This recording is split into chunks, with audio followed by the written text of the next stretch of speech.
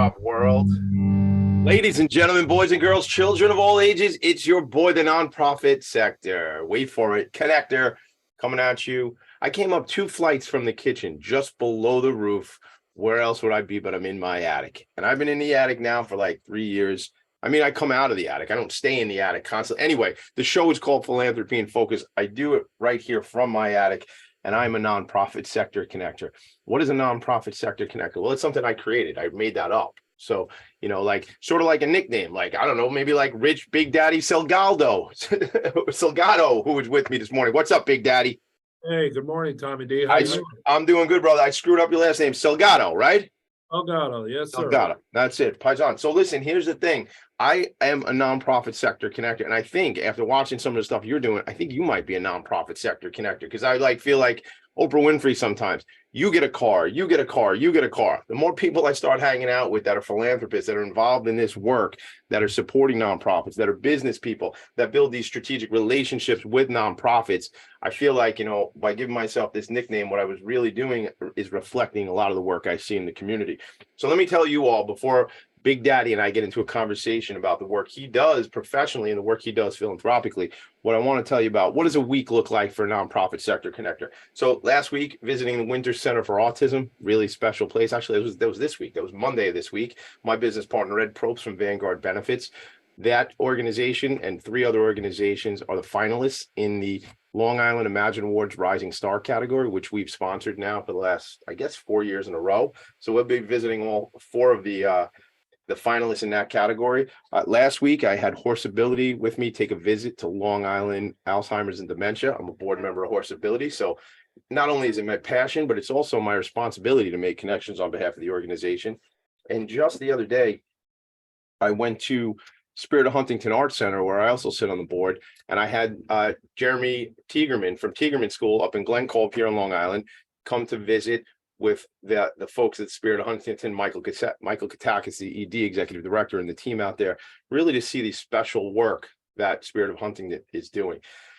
So when I really think about my passion and where I want to be, it's supporting nonprofits, it's making connections on behalf of nonprofits, it's spotlighting not only the work that the organizations are doing, but as I said, and Big Daddy and I are going to talk about this today, but it's about the relationships that the business community has with nonprofits, right? We all know this. You've been listening to me for a long time.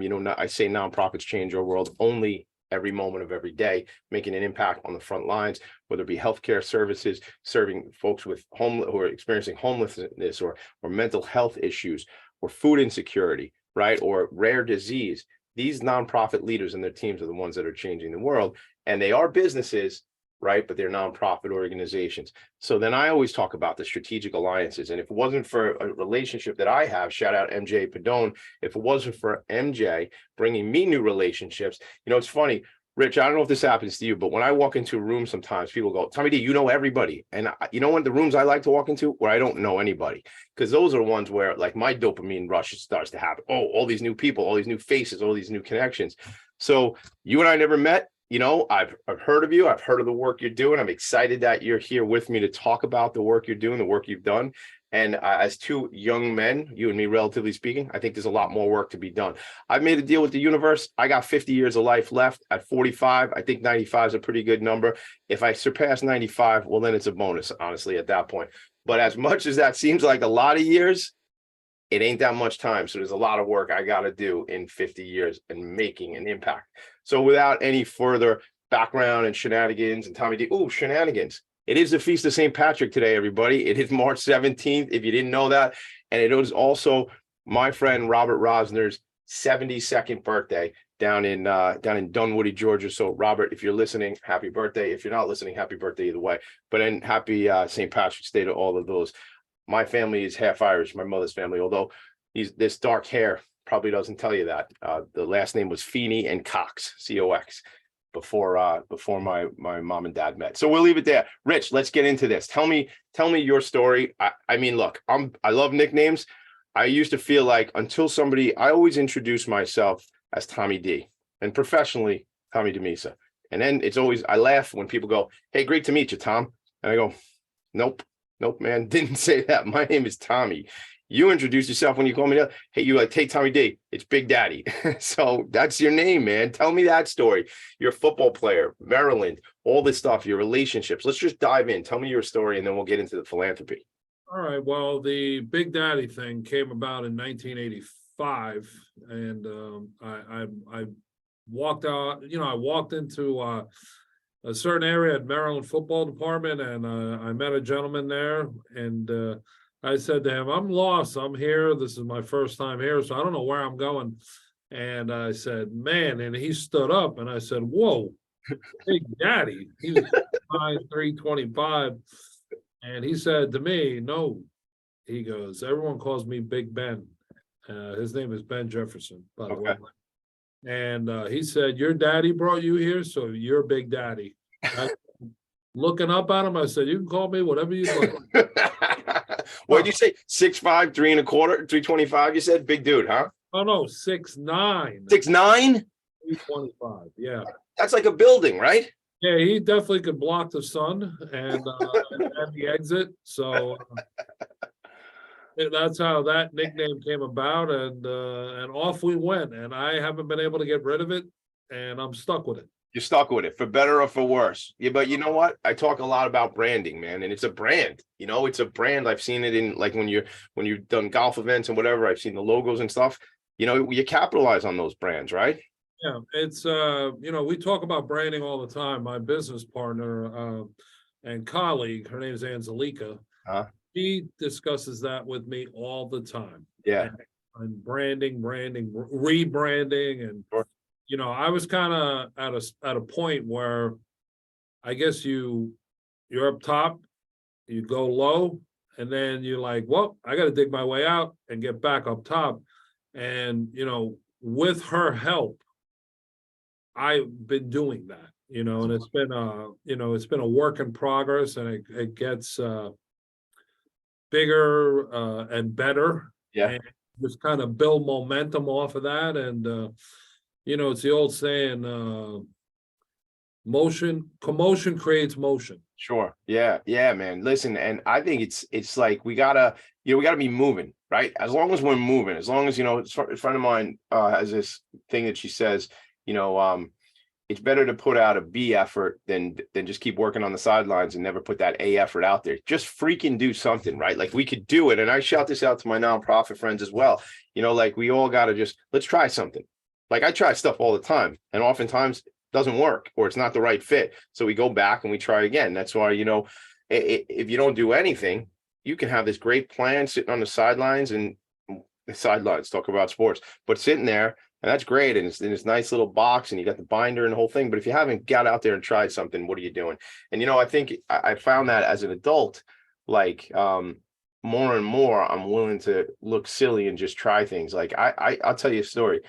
About 7, 8 years, maybe 9, 10 years ago, my friend Valerie, and we host another show. It's called the Professionals and Animal Lovers Show. But my friend Valerie had a business podcast, and it was no video, just audio. And she had asked me to come on the show. And I said, no, I don't want to do it. And I refused, and I never did it. And then all these years later, I'll tell you why I didn't do it, because I thought I would say something silly where I didn't know the answer to something. Now I know most of the things I say, I don't know the answer to, and they're silly, and I'll fix them, and I'll get better. And, I'll be the best Tommy D I could be, try to be cute about it. But that's what it is, man. I try to tell my kids, take some chances, figure it out. And if it ain't working, we'll do something different. I mean, as an athlete, that's a lot of what you probably grew up doing, right? Well, it's funny, being an athlete. I grew up in New Hyde Park, so I grew up in Franklin Square. We're neighbors. Are you a Cary guy? 7th and 8th grade, I went to Cary. I was a public school kid, and then after that, I went to Chaminade. Oh, okay, got it. Yep. You were a smart young kid. I think it was smart for my parents to send me to Chaminade. I think that was a good move. I would have made a lot of mistakes earlier in life, bad mistakes, Well, I grew up in a neighborhood that was very athletic, very sports was it. New Hyde Park was not a big school, but I can remember from 7th grade to 12th grade, we averaged probably one Division I football player. All right. Scholarship.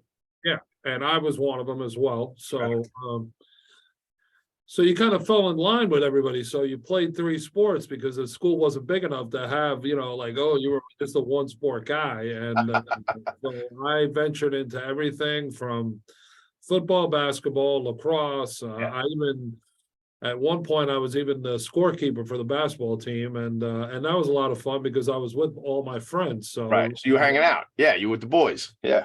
my boys, and but I learned a lot of lessons there, and I learned that you could succeed and be who you want if you put the work, the time, and the work in. I didn't think I was going to be this great all-American football player or whatnot. And I was fortunate that my guidance counselor when I was a junior, her husband was an assistant coach for the Jets. So they both like mentored me and, said, listen, get your head out of your ass and, Yeah. you have an opportunity here and do something about it. So they recommended I go to prep school and I did that. And then I did a postgraduate and then went, I had about 5 scholarship offers and, I chose Maryland and that was great. And so many things came out of just that going to school there because there's people that I still do business with now that I met back when.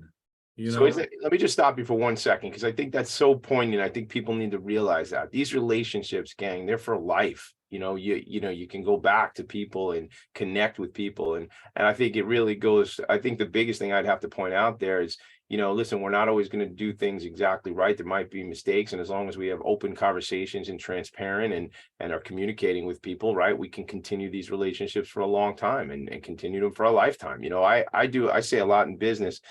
If you and I met in another way and it was a business thing and we were sitting down discussing, I don't know, insurance or networking or whatever, I'd say, look, Rich, here's the deal, Big Daddy, we're going to have this conversation. This is going to be a 30-year conversation. We're going to break it into 30-minute segments, that sort of thing. We're going to go to game together. We're going to do this. We're going to, right. We'll connect with these people. And that's what I think is really important about relationships. And I was saying to you before, my son will give me a hard time. He goes, oh, because we talk about, you said, these are my associates. They're like family. And I said, well, I talk about everybody. I'm like, this is my friend. This is my friend. In fact, somebody who we know in common was like, you should introduce me as your colleague, not your friend. And I said, well, but you're my friend, but I get what she was saying. And the point of the matter is that for me, it's like, I laugh because my son will say, Dad, I meet somebody in the neighborhood here. The kid's game, the kid's sporting event or whatever. And I'll meet somebody and he goes, what are you going to do, Dad? Invite him out for coffee? Because I drink a lot of coffee, but that's what we do. We hang out. You got to get to know each other, build a relationship. So I want to ask you this real quick, because we're going to go to break, but I want to continue that story of Maryland and how really the decisions you made set off this trajectory of your life and your career and your business. But I don't know the timelines. So you went down there in 85. When was Boomer down there? You came after that? He was before me. He was already gone, and he was gone in 83. Oh, okay, got it. He was already with the Bengals, and I had gotten there. It was Stan Gelbaugh. We had a string of quarterbacks. Stan Gelbaugh. Before him, it was Frank Reich. Okay. And I had my roommate Neil O'Donnell. Then you had Scott Zolak and Dan Henning Jr. There was a list of good, very, very good quarterbacks, and that went on to the next level. Yeah. No, that's awesome. And again, I want to talk about that too. Just I talked to other athletes over the years who either have made it or have just not gotten there. And then there's like this elite situation where guys will see other guys and see, wow, I'm good, but like that's other level good. My business partner was a college pitcher at New York Tech, and he just talks about like the difference where the guys who get to the show and the guys who are just that couple rungs down, it's really night and day in a lot of ways, right? You've seen that. And New York Tech is good baseball. When I was coming out of high school, they were good. I mean, very good. And then I kind of learned about how you didn't have to go to the big pond to be the big fish. Yeah. They had some big fish there. It just wasn't the big pond. Yeah. St. John, same thing. Baseball, they were known as a basketball powerhouse, but listen, they produced some pro baseball players out of there. So Seton Hall, same thing. It's that's a lesson that I learned early on. Yeah. So I love this. Let's take a quick break. We come back. I want you to we're going to go back to Maryland and talk about it. Even you mentioned the prep school thing. I want to hear your just opinion on choices, because it just sounds to me like you made some decisions, kicking the ass or otherwise, right, from folks around you who cared about you, and it took you in a direction. So can we play around with that when we come back? Does that sound good? Yep, that sounds good. All right, we'll be right back. This is Philanthropy and Focus. Big Daddy's here. Tommy D's here. Right back. Are you a business owner? Do you want to be a business owner? Do you work with business owners? Hi, I'm Stephen Fry, your small and medium-sized business or SMB guy, and I'm the host of the new show, Always Friday. While I love to have fun on my show, we take those Friday feelings of freedom and clarity to discuss popular topics on the minds of SMBs today. Please join me and my various special guests on Friday at 11 a.m. on talkradio.nyc. Are you a conscious co-creator? Are you on a quest to raise your vibration and your consciousness? I'm Sam Leibowitz, your conscious consultant, and on my show, The Conscious Consultant Hour, Awakening Humanity, we will touch upon all these topics and more. Listen live at our new time on Thursdays at 12 noon Eastern Time. That's The Conscious Consultant Hour, Awakening Humanity, Thursdays 12 noon on talkradio.nyc.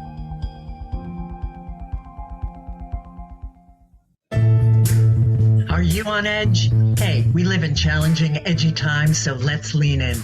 I'm Sandra Bargman, the host of The Edge of Every Day, which airs each Monday at 7 p.m. Eastern Time on talkradio.nyc. Tune in live with me and my friends and colleagues as we share stories and perspectives about pushing boundaries and exploring our rough edges. That's The Edge of Every Day on Mondays at 7 p.m. Eastern Time on talkradio.nyc. You're listening to Talk Radio NYC. Uplift, educate, empower.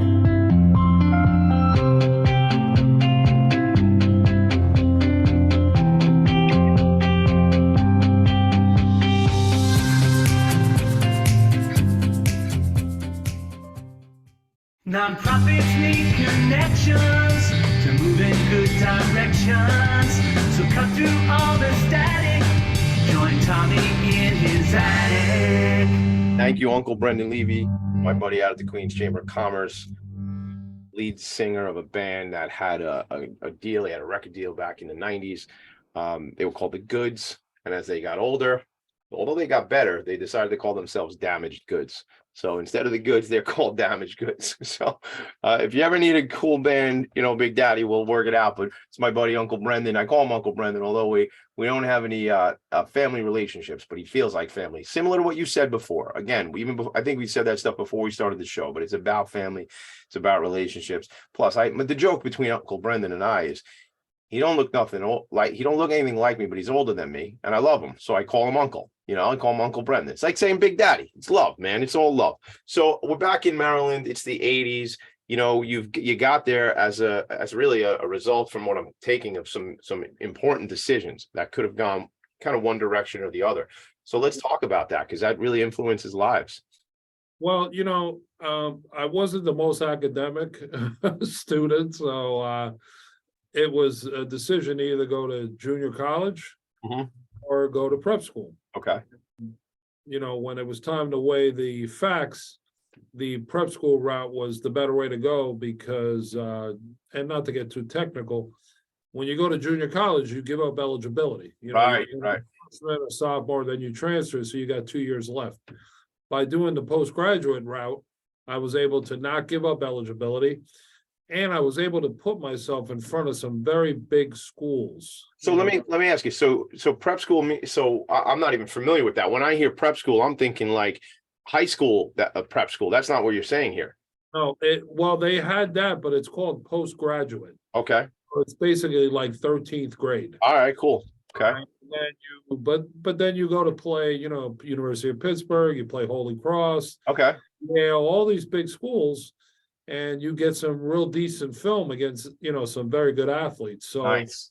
And I'm not saying that the junior college route is not a good way to go, but I wanted to go away too, because I was like, look, I'm going to go to Connecticut. I'm not that far away. I was up in Milford Academy Okay. which is a very big, prominent prep school in regards to sports. So I did that. I went away, and it gave me the chance to kind of mature, because I wasn't under my parents' roof any longer. I was kind of, hey, I was doing my own laundry. I was, doing whatever you had to do to survive. Yeah. And that route was a very eye-opening route. Yeah. What I mean by that is, it wasn't like, you come home after practice and you just turn on the TV and you're like, I'll do the homework later, or I'll just blow it off. No. We had days that started at 6 a.m. with conditioning and special teams. Then breakfast, 7:30 to 8:30, class at 9, done by 12, in the weight room at 1, done by 12, lunch, then the weight room, then practice, then dinner, then mandatory study hall, 7 to 10 every night, and lights out by 11. And then guess what? You get to do it all over again tomorrow morning, huh? 6 a.m. Exactly. So, my coach there is a gentleman named Vince Sinagra, who, without him, I don't get to the next level. He used to always say, I have the key Yeah. to get you in. That's awesome. You just have to follow, listen, and do whatever the hell I tell you to do. In not such nice words. Yeah. So wait, let me hear it, Big Dad. You're cleaning up the language a little bit, is what you're saying. Yeah. I'm giving you the G-rated version. But isn't that important, man? And that ain't easy. It ain't easy to just say, the big thing we hear, whether it be in business or in sports, is you got to be coachable. You got to be coachable, right? Because there is some sort of arrogance. I'm sure it happens with young girls and women as much with men and boys. But I feel like, it's like, I know how to do this, man. I got this, man. But like, it's this humility in that you got to dial back and go, you know what? This person in front of me has been there, knows how to get there. Shut up, pay attention, listen up, and do what they're talking about, right? In the beginning, I was more afraid than I was listening. So, okay. It's kind of funny. You get there and you get this warm, fuzzy barbecue with the parents and the teammates and everything. And all of a sudden, at night, comes in, slams the door, starts cursing people out and your keys and all that. I'm like, wait a minute, did I make a mistake coming here? But as that last car's going down the hill and the parents are waving goodbye, then things changed, huh? Exactly. I'm like, I was ready to walk to the train station to take the train all the way back to New York, but with no regrets. Probably the greatest time I ever had, meaning not fun wise, but learning how to be disciplined and to, have a goal and focus. Yeah. And, and if Coach Sinagra is watching this, he's probably chuckling because I remember him and another parent, one of the teammates that I had, between the coach and the father kind of sat me down and pointed out that, look, you have an opportunity of a lifetime and you have to take advantage of it. If not, all this is wasted and you're wasting your time and you're wasting mine. I think that really set off a button, and then things turned around, and then all of a sudden things started working out the way I had hoped they had worked out. And to Coach Sinagra and his wife, they were like, besides coach, I used to say dictator, they were parents too, and they looked out for every one of us, and I couldn't thank them enough, and I still communicate with them, and I have a lot of relationships. But that's what we said, relationships. So how many years were you in Milford Academy? A year and a half. Year and a half. All right. So you go in there, I'm guessing 18 years old, somewhere, 17, 18-year-old. So you come out, maybe you're almost a 20-year-old man now, right? So like, is that about right with the math?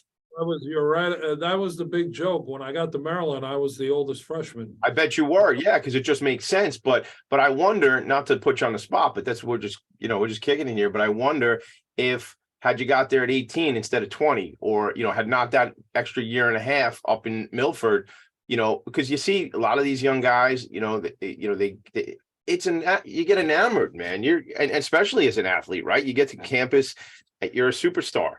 And, or maybe even other kids that come up all the way and been a superstar their whole life since 14, 15 years old. They've been a phenom.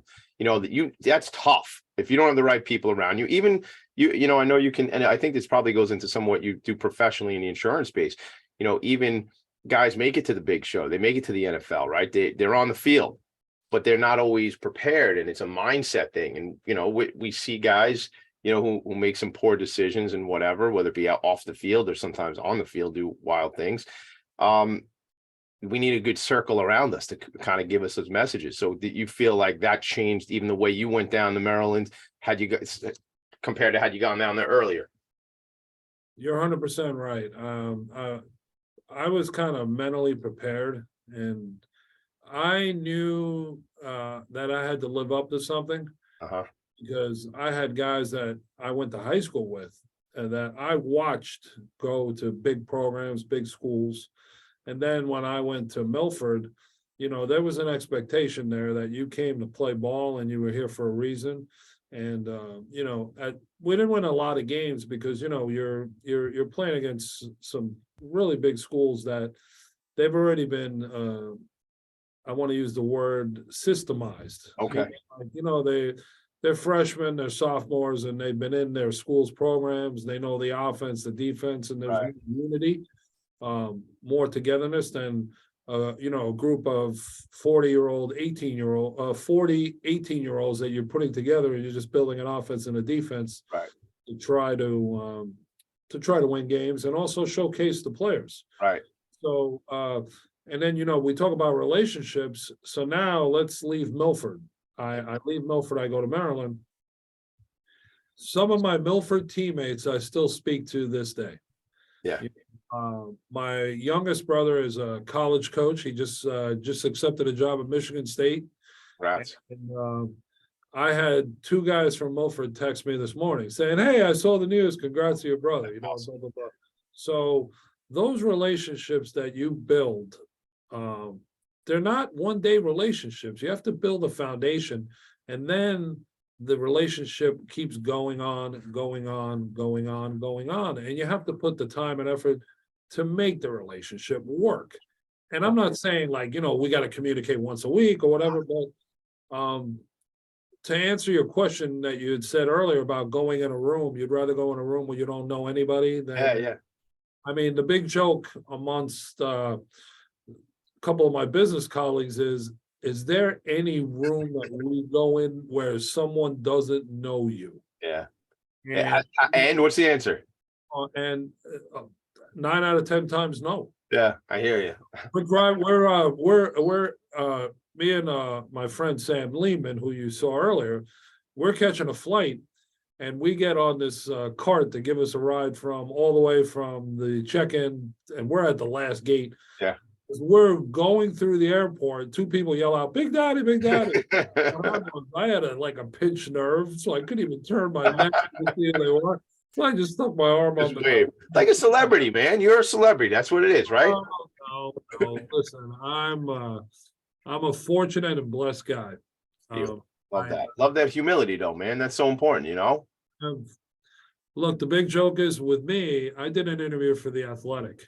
And, you know, it's a huge publication. So the guy interviews me and he tells me, "Give me one quote that, you know, would really stick out." And you're gonna laugh when I say this. And he couldn't believe it. I said, "Look, I've survived a brain aneurysm, I've survived divorce, and I survived COVID.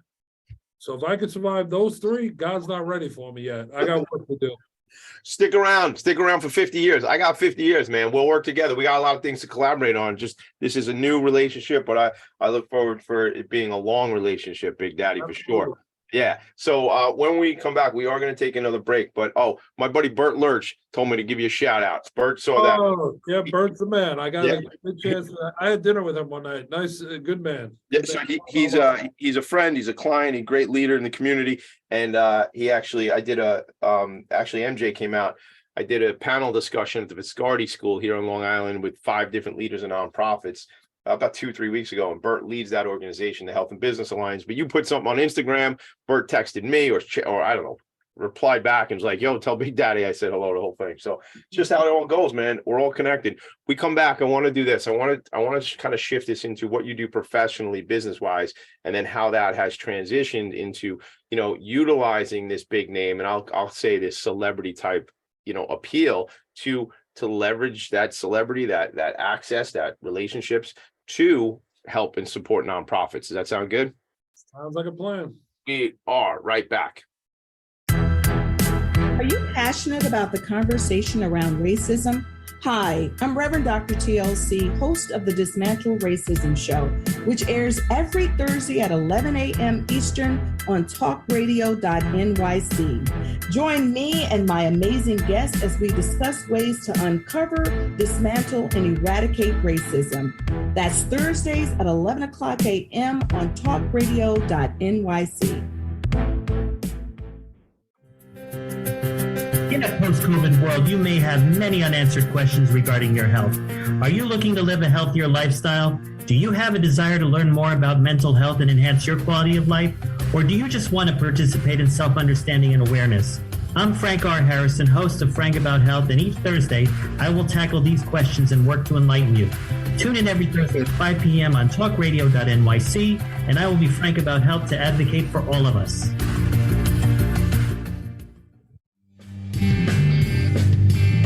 Hey everybody, it's Tommy D, the nonprofit sector connector, coming at you from my attic.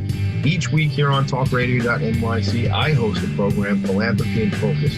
Nonprofits impact us each and every day, and it's my focus to help them amplify their message and tell their story. Listen each week at 10 a.m. Eastern Standard Time until 11 a.m. Eastern Standard Time, right here on talkradio.nyc. You're listening to Talk Radio NYC at www.talkradio.nyc. Now broadcasting 24 hours a day.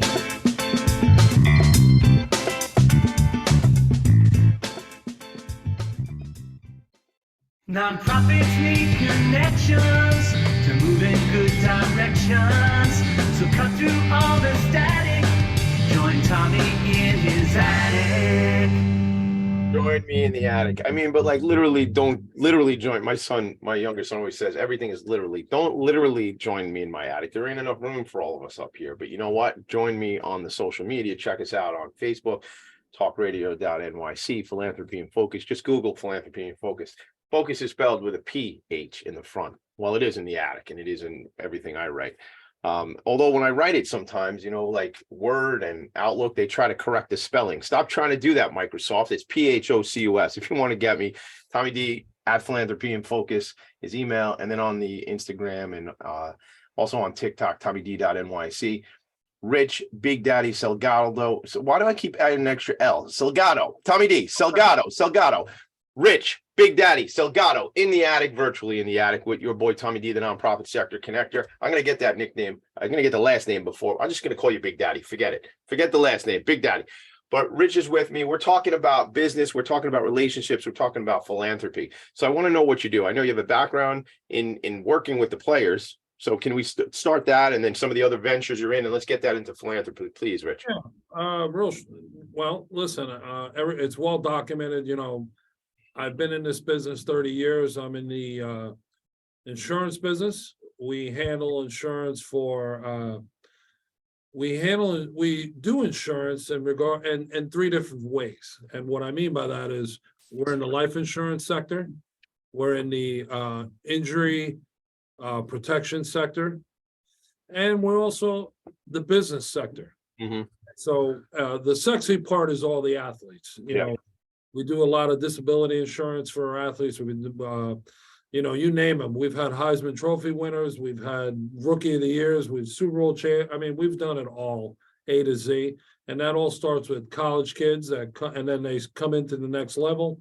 So that's probably 65% of my business. Where did there's got to be a story there. You saw an opportunity, or you saw a lack of service for these guys. What was that? Well, it was funny. A high school teammate of mine, he was in the insurance business first, and I knew how to speak and communicate and have relationships and whatnot. And it's funny, we don't have enough time to get into the whole thing, but I used to live in Pittsburgh with my old roommate from college, which is Neil O'Donnell. Uh-huh. Well, he was the Steelers quarterback, and I was kind of there. And the big joke is I was always saying that I was his valet or his driver. Yeah. And then I got into working with two big prominent agents, Ralph Sindridge, who was a football agent, Okay. and Tom Rich, who was a hockey agent, baseball. Okay. Well, through Tom Rich and his nephew Steve Rich, I met Ralph Sindridge. Okay. So I was like it's called bird dogging. So you're Yeah, like, sure. Yeah. I know what it means, but tell everybody else what it means. Oh, bird dogging is like Tommy D's the agent. I work for Tommy D. I get the players assigned with Tommy D, and we build this big business. Yeah, So- and you're the guy that gets you make it happen, like a rainmaker. You know, you might not take the business all the way through, but you're the guy who's out there schmoozing, making it happen, right? Yep, so I did that, and then I became friends with probably the most powerful athlete in the city of Pittsburgh, which was Mario Lemieux. Wow. So Mario and I, to this day, we still know. Super Mario, man. You keep in touch with him? I haven't talked to him in a minute. He's been busy. So he's finally sold his team. So I don't know what he's up to, but I got to catch up with him. Always a first class guy. He was kind of the first athlete that I was really in awe of, because he was like, I don't know how you say this or put this in the right format, but he was kind of like, I don't know, Jordanish, So just like at like at a different level. A different level, right? Like the elite of like there's that other upper echelon, right? Isn't that what they say? Yeah, he was definitely that. And then what happened was all of a sudden my friend comes in the picture and he says to me, hey, you should do this, blah, blah, blah. So I get into the insurance game. And the big joke was anytime I was around the hockey players or with Mario was that must be Mario's bodyguard, because I was bigger than everybody. Right. And no, I said to one guy jokingly, I said, I'm in the insurance business. He goes, really? I said, yeah. And he goes, all right, well, look at mine. So I did first. I got started in hockey before I did football. Wow. Yeah. A lot of people, they were like, why are you so in tune with hockey? Like, it just doesn't make sense. That's the story. That's how it happened for you, though. It started there. I had 20 hockey players before I had one football. Wow. And then, between the relationships that I made there, they crossed over to football, because now I'm living in Pittsburgh and then I'm meeting Steelers. Yeah. And then all of a sudden I moved back to New York, and I had all the inroads to get into so many different places. Were they not like, did they all like disability? I think is a big one, right? DI, disability insurance. Did they not have it? Did they not just, again, not to say across the board to paint it with one broad brush, but you were doing a lot of education, I'm assuming, right? Where these guys didn't know. Well, the hockey guys were more in tune than the football guys. Okay. Believe it or not. The hockey guys they would give you more of a listen, where a lot of the football guys, and I know this from being in that world, some of them, they all have that, I'm Tarzan, I don't get hurt, I don't any of those things. But you just said it 2 minutes ago. You told me, God's not ready for you. You're beating everything. So that's that bravado, that attitude, right? I used to joke around. I would be like, see, I got this big scar here. I go, you know what that's from? That's not a beauty mark. That is from being almost dead, or dying and catching something in my life. So and me, I was, carefree. I didn't really, I worked out, I did whatever, but you don't expect it. So you have to think the same way. Now, where this really came into play currently was when DeMar Hamlin on the Bills. Yeah. My brother was his coach. Is that right? So that really hit home for us. He was his coach while he's on the Bills, or on the Bills, yeah. No kidding. So a couple of weeks ago, I had my friend on the show, Melinda Murray Nyack. Her son, Dominic, passed away at 17 years old playing basketball at Farmingdale here on the island. Sudden cardiac arrest. She was the first person I thought about that Monday night on, and she's come back on Philanthropy and Phocus to talk about that, because, that sudden cardiac arrest, it's not a rare thing. It happens, man. Right. But you're saying in this case, it really came up guys are thinking about it again. Families are thinking about it. Right. Yeah, it came up, and, the one thing I would never do is disrespect someone. Right, of course. Use that as an angle, as a selling tool. Right. But that is something that I've gone through 4 times in my career where I had a client who was killed. I had one that, 2 of them that were, one of them was killed. One of them wasn't a client who was killed. And then you had another one, and I've had 2 clients that have been injured very badly. So things like that are like, a deer in headlights. Yeah. All of a sudden, boom, it opens you Life up. changes. And you're like saying, wow, I got to think of this stuff, and I got to make sure I'm prepared. So, and I've done a lot of one-on-ones. I've traveled from New York to Alaska. Yeah. Wow. To have meetings with clients and whatnot. And I have clients in Alaska. So I've been everywhere, done everything. And, getting back to the relationship part of things, I started in insurance. Then all of a sudden I find myself in TV. Okay. I get asked to help somebody with some booking, and all of a sudden I book some pretty big talent at Fox Business News. Okay. Then I get the chance to meet a big wig over at Fox News, and they say to me, "You should be on this side of the fence." You mean on screen, on camera? On camera. Yes. So I started working with Fox and Friends. Okay. And I'm their Super Bowl correspondent, and I'm running around, and you would die laughing because the same guys I'm doing business with, now I'm putting a mic in their face, and the first thing is like, "Big Daddy, what are you doing with a mic?" What? And God bless his soul, Tony Saragusa, he's a good friend of mine, and I interviewed him one time, and it was hilarious. I'm sure you were cracking up because you're buddies, right? And now you're gonna interview me? Really? That's funny. Oh, it was a lot of fun, and I was building a portfolio there because here I was a guy with access, had relationships, and to this day, some of my best relationships at Fox, Sean Hannity. Yeah. We have breakfast every other month or once a month, and I look up to him. Bill Hemmer, he's the main guy at 9 a.m. Yeah. Brian Kilmeade, my TV mentor. That's what I tell him, because That's I awesome. was doing a lot of stuff with Brian, and we talk to this day. And I know Ainsley Earhart very well, Steve Ducey. I know That's awesome. a lot of production people there. So and there's other relationships at Fox that I have that allow me to share who I am, what I do, and also provide information or guests that they may never be able to get.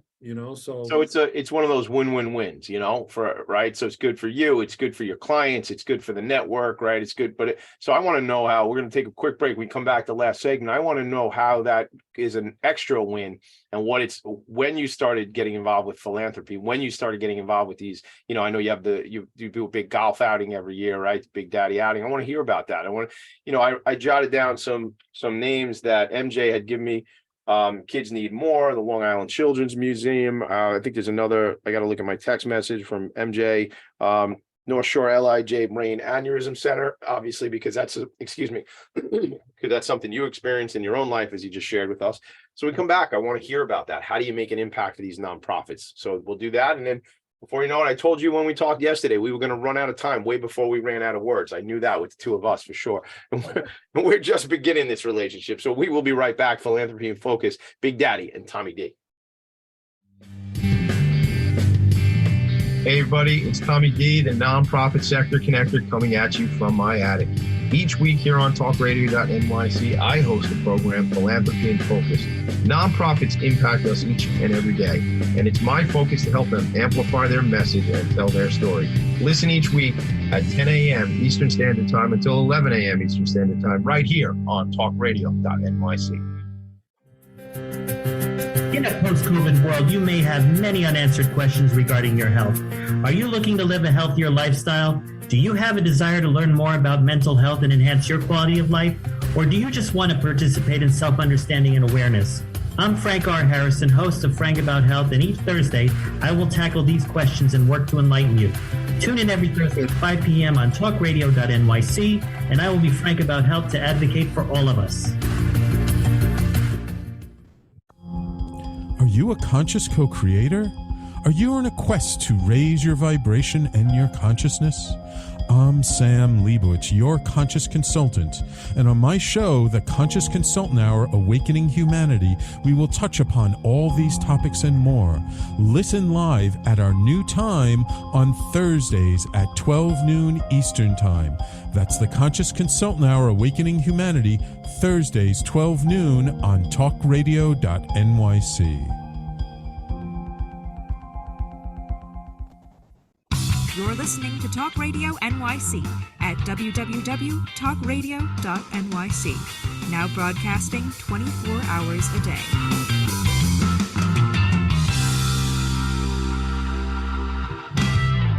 Nonprofits need connections to move in good directions. So cut through all the static. Join Tommy in his attic. I tell you this, gang, I tell you this all the time, a nonprofit sector connector, relationships, strategic alliances, for-profits must support the nonprofit sector. It's critical to business. It's critical. We talk about corporate social responsibility. We talk about, there's this whole thing about they say the millennials are so concerned about, I want to go work for a company that's thoughtful about giving back. I think we're all supposed to be there. We're all supposed to be changing this world, making it a better place together. And it takes those with access, relationships, and resources. We talk time, treasure, talent, but that talent is always important. The time is always important, but we all know treasure, right? So when organizations and businesses can support nonprofits, we know that's best. So Rich, tell me about that. Tell me about where was the turn for you when, or maybe it was there the whole time when you realized how much opportunity there was for you to make an impact to these organizations. Well, what happened was, having clients, high profile clients like I do, they were all doing fundraisers. And then I'll never forget, one of my buddies said to me, you should do this. And I was like, well, where do I begin? I'm not really in tune with this. And then it was funny. I got a call from my doctor. His name is Dr. David Chaliff, who did my surgery on my brain. And he didn't clean it out, but he kept me alive. And he didn't make me smarter, but like I said, he kept me alive. Hey, listen, you know what? You got to take what you can get sometimes, right? Yeah, Life's important. I'm grateful. So he said to me, he goes, come up to the hospital. And I went up there and I went to an event where they had all these kids, different ages and, young adults. And what killed me was to watch a kid that was 9 years old have the same scar in their head like I did. And, there was some stuff that was probably outdated and, needed to be updated in regards to, like toys and TVs and all this stuff for kids. So I was like, all right, I got it. I found what I want to do. And let's put this golf outing together. And we decided to raise money for North Shore LIJ. And we put it together in 4 months, which was crazy. I mean, but to have the talent that we had there, we had Michael Strahan, Mike Tyson, Jason Kidd.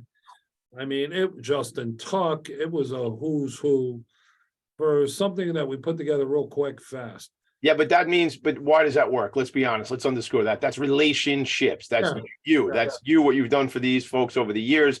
They love you. They care about you. Big Daddy's doing something. I'm in, right? That sort of thing.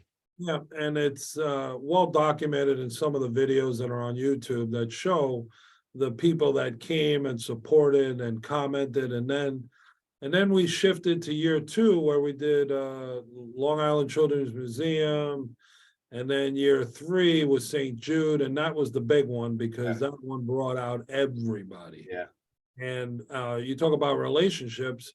I was able to even have Fox and Friends on site 2 years in a row.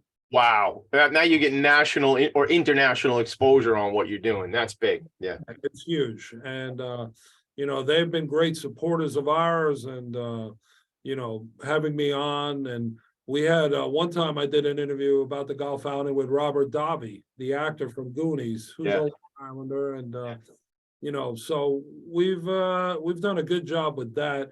And again, that's relationship based. It's, you see this drink right here. What is that? It's called LXR, Super LXR. Okay. It's made by Arizona Iced Tea. Sure. They are big supporters of my golf outing, my football camp. Don Voltaggio, the founder and CEO, one of the most generous people you ever meet, supports us in so many ways, and I can never thank him enough. And I actually drink these, and you know, Is it energy? Is it an after workout? What is it's after it's a hydration drink. So I got it.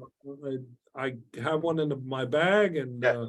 you know, after getting a good workout in, I pop one in, man. And it's Love it. you know, and they're great about it. And you know, their water and this are my two main go-tos. Everything else, you know, I try to avoid because you know you don't need it. Yeah. And or I do unsweetened because they have so many different versions of stuff. Yeah. Yo, you know what's funny about them? I never understood how they're able to sell that can of iced tea for 99 cents. It's been 99 cents for like 30 years. That can, that big old can of iced tea. Well, hey, I'll tell you, I sat down with him and I learned a lot about how their business operates, Yeah. and how they started and where they started. And he is a marketing genius. Yeah, huh? It's awesome.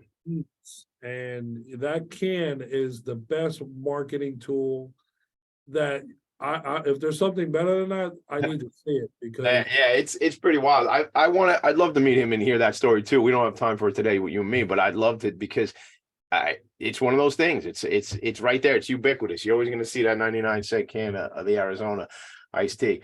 I hear you with the sweet drinks too, man. I drink too many of the sweet drinks myself. I got a sweet tooth, man. I ate a box of pinoli cookies with my father-in-law yesterday. We were driving somewhere. We went. I don't know if you know which the pinolis with the pine nuts on top. Oh, listen, do you know one of my dearest friends owns Cardinale Bakery? Oh, I love Cardinale. Oh my God. For my 30th birthday, I got a cannoli cake from them.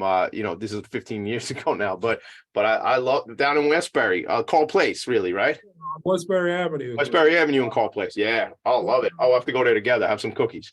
Oh my God, that's like my second office. But I have to stay out of the bakery side. I try to sit on the Moro Cafe, which is next door. Yeah. It's dangerous. It's dangerous in the bakery, man. I'm telling you. You know, I was going cookie for cookie with my father-in-law in the car yesterday. Like we had him we were driving out and I would watch if he have another one, I'd have another one. We knocked up about 20 cookies just on a 40-minute drive. You got to put them in the back seat.